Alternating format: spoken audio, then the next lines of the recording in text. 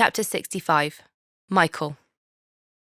I should feel relieved that the marriage preparation course is over, but instead, the weight of the marathon pulls me deeper underwater.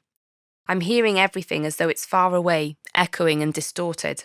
Jen thinks I'm under too much stress at work, and she's delegated most of the wedding planning to Katie, whose latest accomplishment is creating a gift list of hundreds of items, a bit like a kid with a catalogue at Christmas. Since when do we need a robot vacuum? Jen says, scrolling through the list on her laptop while video calling her sister. They are so cool, Katie gushes. You just turn them on and off they go. Take it off. I don't want to put high-ticket items on here like that. People will think we're being cheeky. Isn't the whole concept of a gift list quite cheeky? Katie returns. Plus, I think Michael's got enough kitchenware already, Jen says. Have you got a blender? It's a moment before I realise she's talking to me. No, I say. Should I? They're great for soups, Katie chirps, and for pureeing food when you have a baby. Whoa, Jen says. Can we just get married, please, without you mapping out our future family life?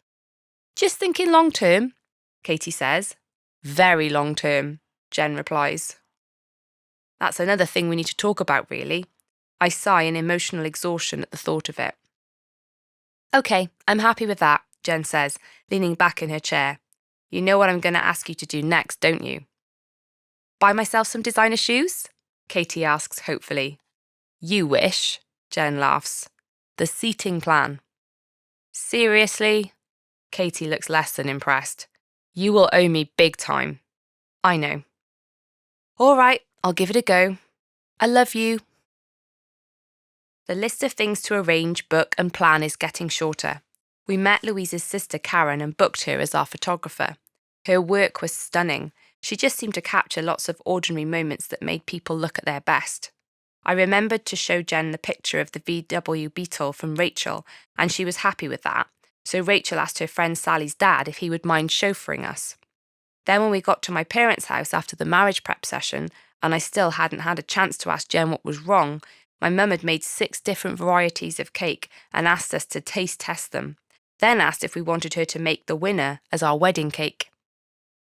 I can do a traditional fruit cake too, she said eagerly, but I thought you might like something more modern. This is great, I said. Jen, are you happy with this? Sure.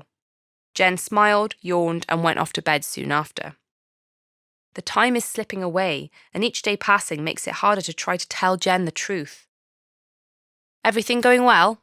David asks me, meaningfully. I give an annoyed shrug. It would be great if you could hire a stunt double for me. Look, mate, David says, we've worked together for years now. I want you to know I've got your back. So you're the first in line to stab it, I think, but don't say out loud. I've got it all figured out, he continues. I'll take you to the starting point, then I'll go and get changed and pick up Adele.